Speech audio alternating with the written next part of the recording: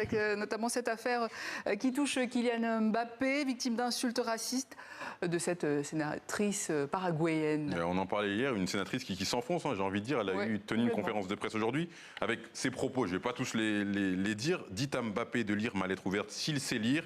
Dites-lui de ne pas embêter les Paraguayens. Nous avons déjà mis Ronaldinho en prison pour corruption. Dites-lui que je peux engager une action en justice. Je vais vous attaquer en justice pour violences sexistes et violences politiques contre les femmes. Il faut savoir dans cette affaire que le parquet de Paris a ouvert une enquête judiciaire pour injure publique. Et après la Fédération française de football, après Emmanuel Macron, après le gouvernement paraguayen et Gianni Infantino, c'est l'ONU qui a apporté son soutien à Kylian Mbappé. Sonia, Sierra, j'imagine que ces propos vous ont choqué.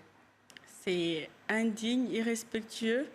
Et le fait qu'elle puisse prendre les arguments de Mbappé pour retourner la situation, c'est encore pire. Donc, c'est bien que les autorités prennent ça très au sérieux. Après, voilà, le racisme a toujours été là. Et là, on verra si ce sera vraiment, s'il va y avoir des répercussions.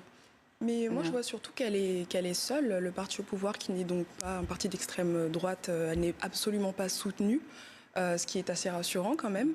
Et je trouve ça dommage parce que le débat, en fait, on sort du foot, on rentre dans quelque chose de beaucoup plus politique et un peu malsain quand même de ramener le racisme juste à cause d'une défaite de football. Je trouve ça dommage. C'est un sport qui est censé rassembler et pas diviser et c'est ce qu'elle est en train de faire.